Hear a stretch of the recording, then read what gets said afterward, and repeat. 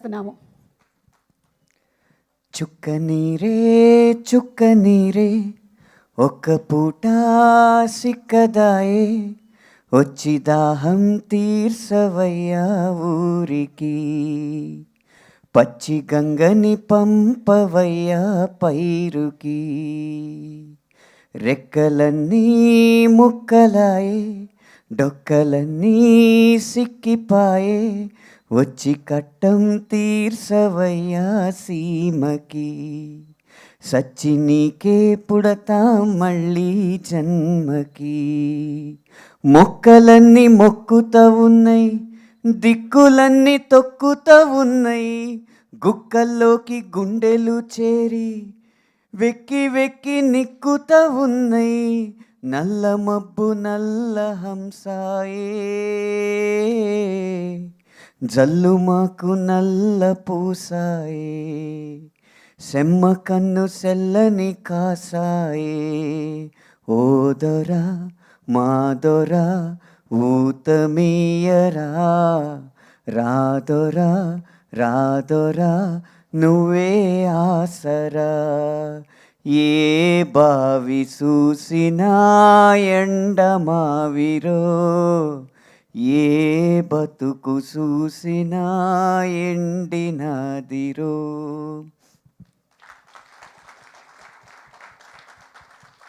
ఇంత అంగరంగ వైభవంగా సంబరంగా జరుపుకుంటున్న ఈ సక్సెస్ మీట్లో ఈ కరుణరసాత్మకమైన పాట ఏంటని మీకు సందేహం రావచ్చు. ఏకో రస కరుణ ఏవా అని భవభూతి గారు చెప్పారు.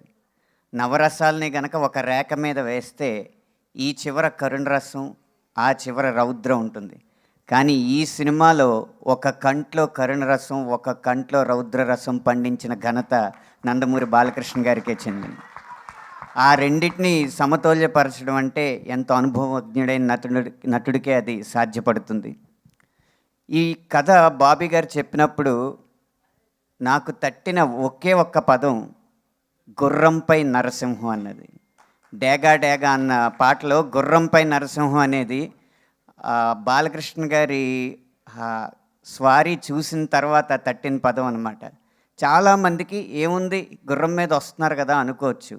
ఈ గుర్రపు స్వారీ అనేది వయస్సు అనేది కేవలం సంఖ్య మాత్రమే. ధైర్యానికి వయసుతో సంబంధం లేదని నిరూపించే ఘట్టం ఆయన చేసిన గుర్రపు స్వారీ. మనకందరికీ గుర్రం రెండు కాళ్ళ మీద నుంచుంటే చూపులకు చాలా బాగుంటుంది. దాన్ని హార్స్ రైడింగ్ ప్రక్రియలో రేరింగ్ అంటారు. అది ఏమాత్రం బ్యాలెన్స్ తప్పినా గుర్రం తన బరువు తన మొయ్యలేక పైకెళ్ళిన గుర్రం వెనక్కి పడితే గుర్రం మీద ఉన్న వ్యక్తి కింద పడతాడు. ఆ వ్యక్తి మీద 400 కేజీల గుర్రం పడుతుంది. 400 కేజీల ఒక బండ మన మీద పడితే ఎంత రిస్కో హార్స్ని రేరింగ్ చేయడం అంత రిస్క్. ఈ దశలో ఇన్ని విజయాలు పొందిన తర్వాత కూడా సినిమా కోసం నేను ఏదైనా చేస్తానని నిరూపించిన ఆయన ధైర్యానికి శిరస్సు వంచి నమస్కరిస్తాను. ఆ గుర్రంపై నరసింహంలో సింహం నాయకుడైతే ఆ సింహగర్జన మాత్రం ఈ సినిమాకి నేపథ్య సంగీతం ఇచ్చిన తమన్ గారిది. మనకి దృశ్యం ఎంత గంభీరంగా కనిపిస్తుందో ఆ నేపథ్య సంగీతం కూడా అంత అద్భుతంగా వినిపించబట్టి డాకు మహారాజ్ అన్న సినిమా విజయానికి ఒక మెట్టు పైనే ఉంది కానీ విజయంతో సరిపెట్టుకోలేదు. దానికి మూల కారణమైన తమన్ గారికి మేము కృతజ్ఞతలు తెలియజేస్తున్న బృందం తరపున. ఈ సింహం గుర్రం ఈ స్వారీ చేయడానికి కావలసిన నేలను సమకూర్చింది మాత్రం దర్శకుడు బాబీ గారు.